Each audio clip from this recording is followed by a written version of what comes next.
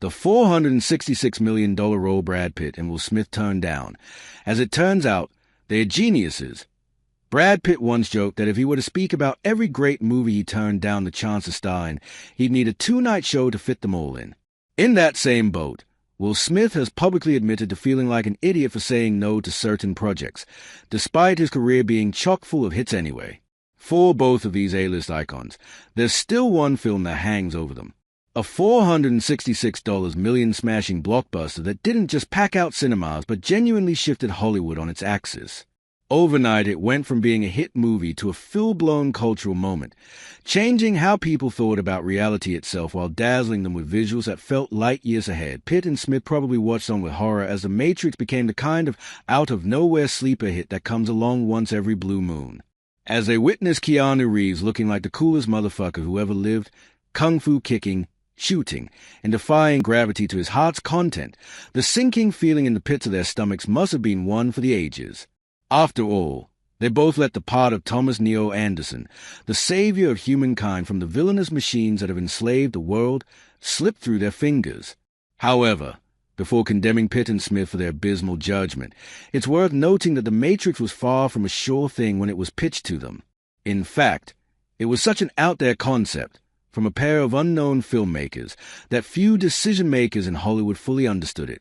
Even producer Lorenzo Di Bonaventura, a development executive for Warner Brothers in the late 90s, could barely make heads or tails of the Wachowski sibling script, a martial arts or science fiction hybrid about machines turning human beings into living batteries by keeping their brains placated with a simulation of reality known as the Matrix.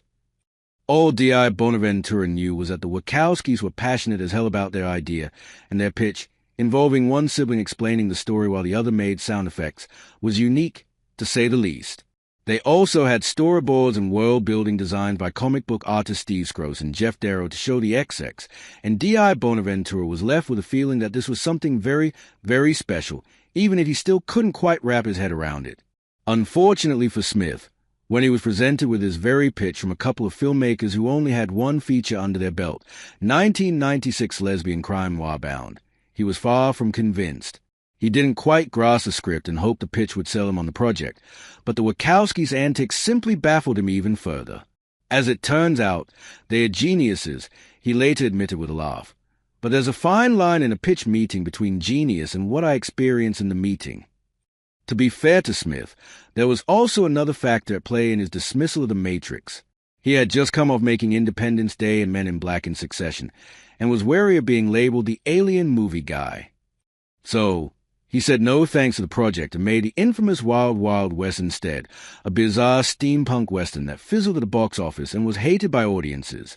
Smith later confessed he was not proud of his decision, but hey, at least the world was treated to his hilarious tie-in single in which he rapped excitedly about the wiki Wild Wild West. As for Pitt, he admitted in 2020 that he passed on Neo while quipping, "I took the red pill."